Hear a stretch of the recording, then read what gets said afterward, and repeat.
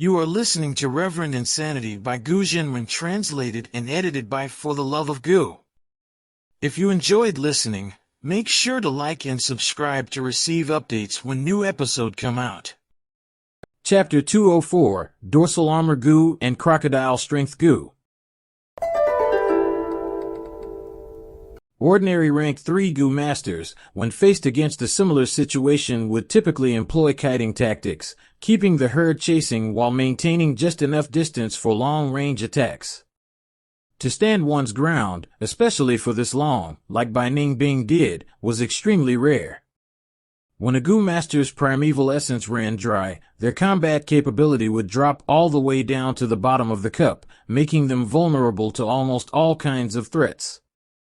Bai Ning Bing looked back at the cliff behind her, wondering if there was another way to escape, only to see Fang Yuan casually hanging about, not even breaking a sweat. She immediately went purple with rage. Fang Yuan, I am risking my life fighting over here while you're sitting back enjoying the show? Fang Yuan snorted. Formerly Northern Abyss Ice Soul Physique, the great Bai Ning Bing, can't even deal with 100-sized herd?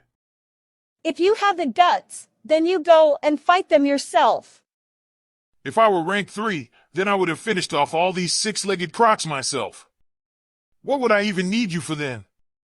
Hearing that made her angrier, one could almost see the smoke coming out of her ears. Fang Yuan continued sternly. Bai Ning Bing, the way I see it, you have been spoiled by having too much energy to spend. The Northern Abyss Ice Soul Physique had given you unmatched primeval essence recovery speed, but now you are now only at grade A 90 units aptitude. Keep fighting like you used to, and your primeval essence will surely run out. Great Gu Masters are the ones who know to watch out for every single drop of their primeval essence, not letting anything go to waste. From here on now, you listen to me when it comes to fighting. Your combat techniques are very crude. What did you just say? Bai Ning Bing's lips twitched. You calling my techniques crude? Do you have any idea how many times the clan chieftain and the elders had praised me for being the Bai clan's #1 fighter? What's the point of comparing yourself with brutes and dummies? You just listen to me. Bai Ning Bing laughed coldly, not replying, but that didn't stop Fang Yuan from further commenting on her techniques. She did not pay much attention to his advice at first, but before long, her face went from indifferent to intrigued, then completely serious. Every single one of Fang Yuan's words could be described as priceless pearls of knowledge, both accurate and to the point. With 500 years of experience, how could he possibly not put Bai Ning Bing, this little brat, in awe? After all, the old Fang Yuan had lived for over half a millennium. Such length was unmatched even by the likes of Gu Yu's first chieftain and nobleman Sky Crane.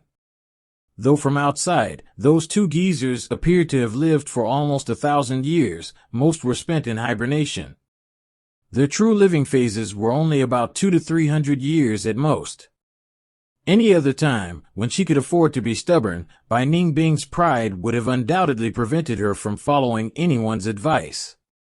However, now faced with the intense pressure coming from the crocodile float, she found herself unconsciously trying out the moves he said, and they immediately yielded unbelievably better results. As the six-legged croc float number continued to dwindle, her condition started to improve. By using Gu bugs with more consideration and avoiding meaningless attacks, while aiming to maximize efficacy, she now had even managed to slowly replenish her nearly depleted primeval seed during battle. 15 minutes later, with over 200 slain bodies lying on the ground, the six-legged croc float, now reduced to less than half their original number, finally came to the conclusion that this human being was not something they could mess with, and started to retreat. Then, from the river suddenly came a gust of ice-cold killing chi. A towering form emerged from the deep. It was staring right at Bai Ning Bing. Her reflection stood upside down inside its golden reptilian pupils. It was the king of the six-legged croc, 100-beast king, the Ursine Croc King. Unlike the other six-legged crocs, the Croc King was as big as a yak. walking only on its two hind legs, while its posture resembled that of humans. Every other description about the ursine croc king would point to it being anything but. With 4 out of 6 limbs no longer burdened with walking, the free arms had developed sharp claws. Its bear-like thick back was covered under a layer of scale armor. Its long tail was dragging right behind, leaving deep grooves on the sandy blood-soaked shore. Bai Ning Bing could not help but laugh bitterly. If only she were to fight just this single 100-beast king, she would have a chance to win. However, as the long arduous fight with the float had drained her of both stamina and primeval essence, Bai Ning Bing stood no chance against a perfect condition 100-beast king. Then, from behind her came Fang Yuan's voice. Here, catch. A ray of light, blue and white in color, was shot into her aperture and revealed itself as a blooming lotus as it placed its roots inside her primeval sea. Immediately, the sea level started to go up. Pleasantly surprised, Bai Ning Bing was overjoyed. What goo is this?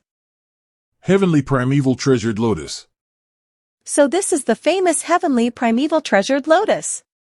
No wonder even Guyu's first chieftain wanted it. Wait a minute.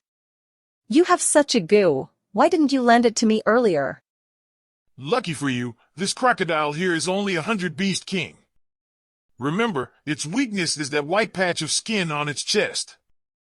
Once he finished talking, Fang Yuan's body shimmered like rippled water, then disappeared. He had activated his stealth scales goo. Sly bastard.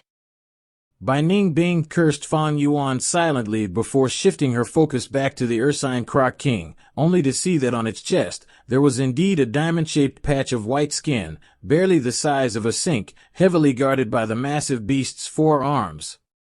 To hit that spot accurately was certainly easier said than done. Roaring thunderously, the ursine croc king charged right at Bai Ning Bing.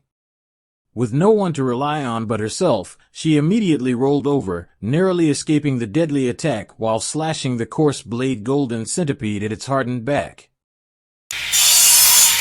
Bright sparks burst out like fireworks as the golden centipede bounced back, its moving blades almost hitting Bai Ning Bing in the face. Barely got a scratch, the ursine croc king was totally unfazed by the offensive attempt. The thick strong tail cut through the air with a loud whoosh. Bai Ning Bing only saw a black whip approaching, but it was too long and thick to dodge, so she could only try her best to activate the heaven canopy goo. With a loud punching sound of the powerful whip hitting armor, Bai Ning Bing was sent flying away before slamming into the side of a cliff 10 meters away.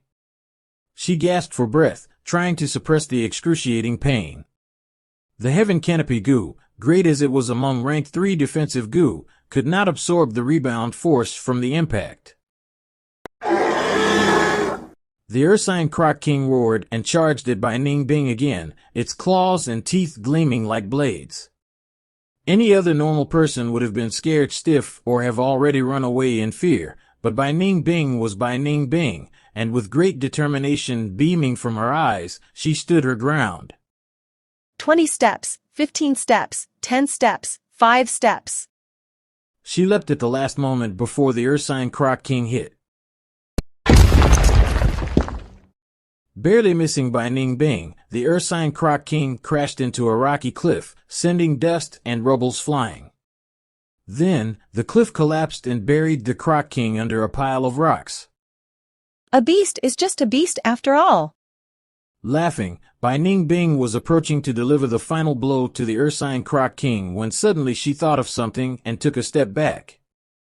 Almost instantaneously, from under the pile of rubbles, the ursine croc king started to sweep its tail frantically, throwing all dirt and rocks off of its back. Bai Ning Bing watched in silence as the crocodile king got free. It was badly hurt as half of its teeth were smashed and blood was pouring out from its nostrils. The vertical pupils, once golden in color, now had turned blood red.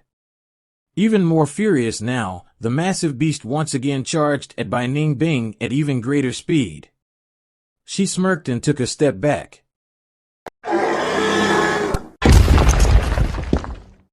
With a huge bang, another cliff collapsed, sending dust and debris everywhere. An hour later, the Ursine Croc King, now covered in wounds, was trying futilely to stop the bleeding on its chest, and with a colossal thud, it fell dead on the sandy shore. So this blood moon goo is pretty useful, huh? With this bleeding effect, taking down that Ursine Croc King is much easier. Bai Ning Bing thought so as she looked at the red moon insignia inside her palm. After the Croc King had been slain, the remaining 100 were left without a leader, so they all ran away back into the river. Finally, it is done. Bai Ning Bing dropped the coarse blade golden centipede down to the ground, then sluggishly sat down, completely exhausted. Fang Yuan appeared and quickly searched through the Croc King's body. Found it. He pulled out his hands, holding a new goo inside each fist. Seeing this made Bai Ning Bing furious.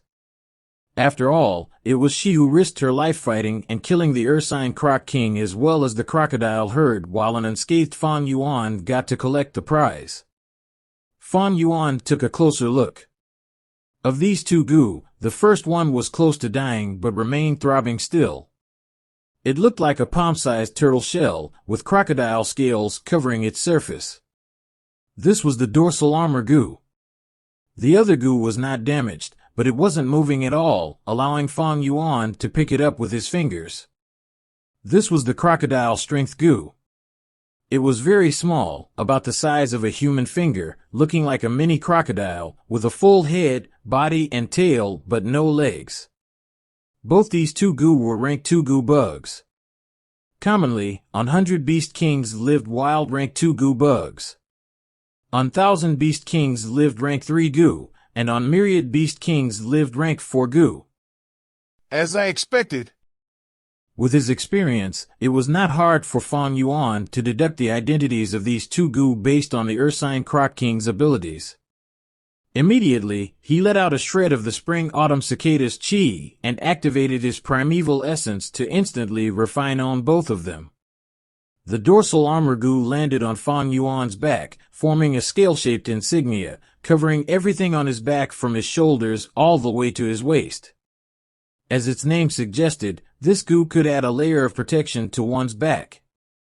As for the crocodile strength goo, it turned into a dim yellow ray of light and entered Fang Yuan's aperture.